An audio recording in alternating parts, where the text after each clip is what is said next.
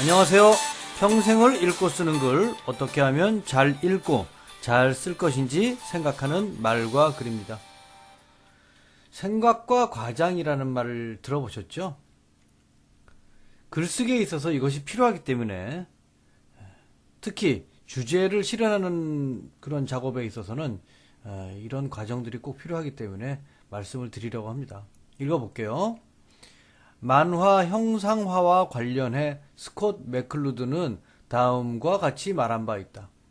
만화가 현실에 있는 것을 사진처럼 그대로 옮길 경우 독자들에게 이질감을 크게 주는 반면, 그러니까 있는 사실을 그냥 그대로 사진처럼 옮기면은요, 독자들이 별로 안 좋아한다는 거죠.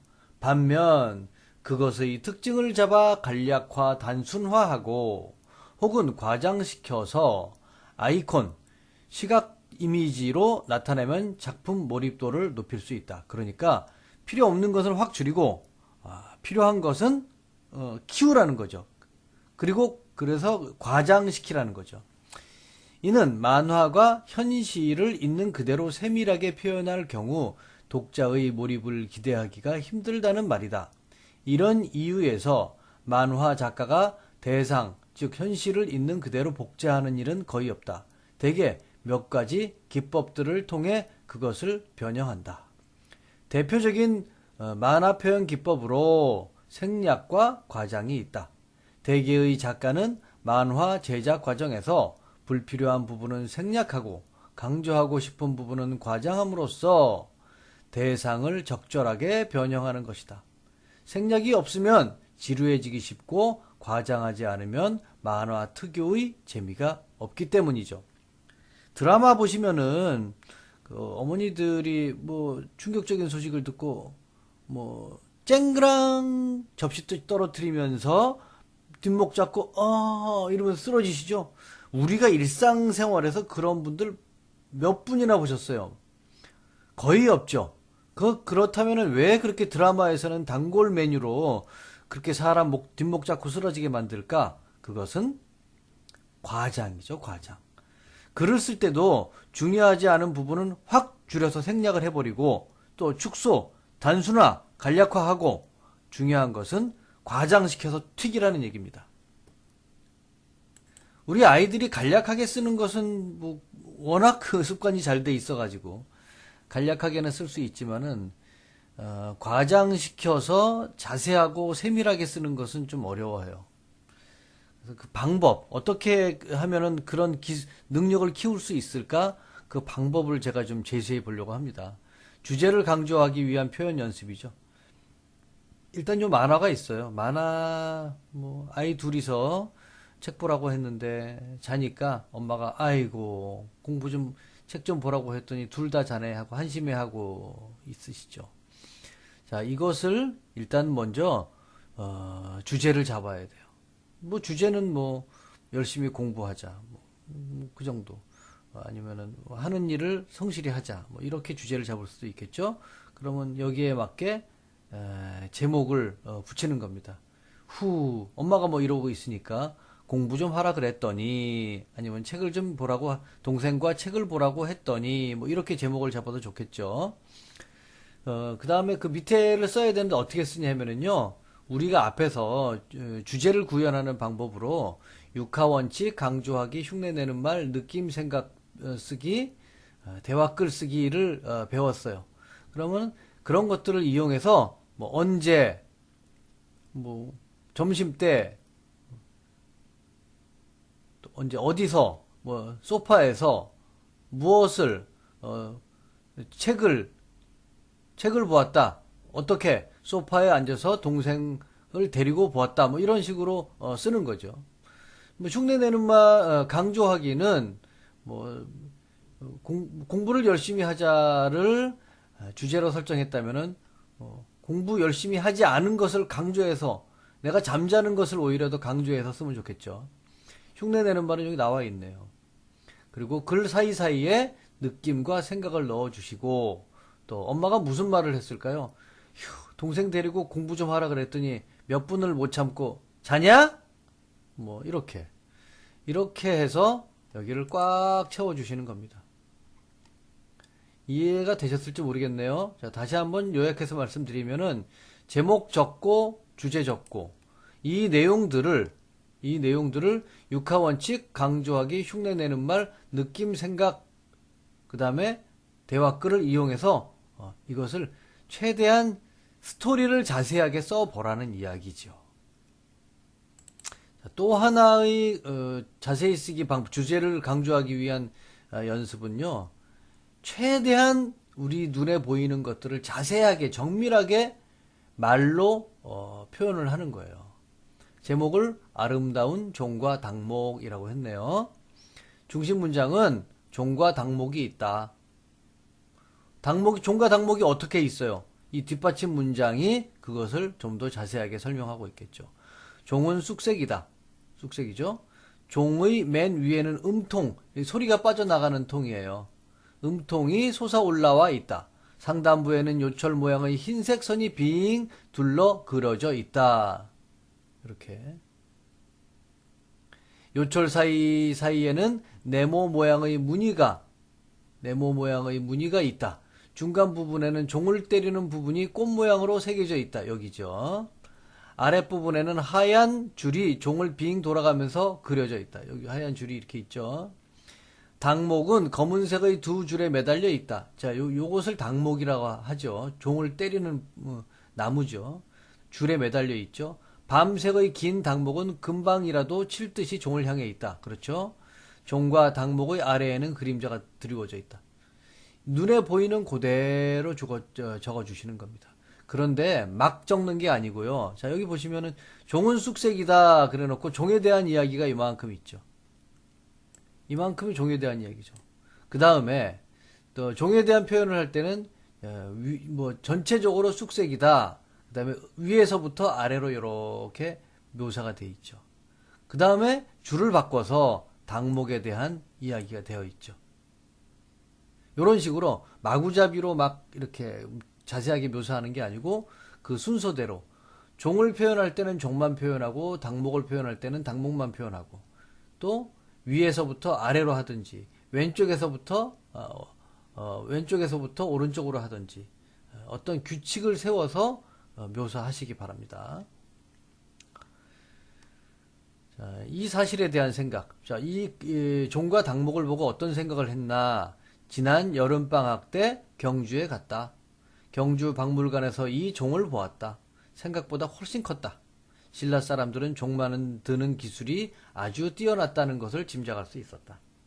이것은 이제 중간중간에 느낌 생각 표현하기 위해서 연습하는 겁니다. 그렇다면 왜 이런 생각을 하게 됐냐? 이유, 이렇게 큰 종은 쉽게 만들 수 있는 것은 아니기 때문이다 라고 생각했다는 거죠. 그래서 사실만 적는 것이 아니고 생각도 좀 적으라는 거죠. 일기의 형식과 뭐 똑같이 한번 써본 거예요. 다음에는 첨성대가 있네요. 자, 아까 위에 종과 닭목에 대해서 우리 묘사하고 또 자기 생각을 쓰고 그 이유도 쓰고 그랬죠.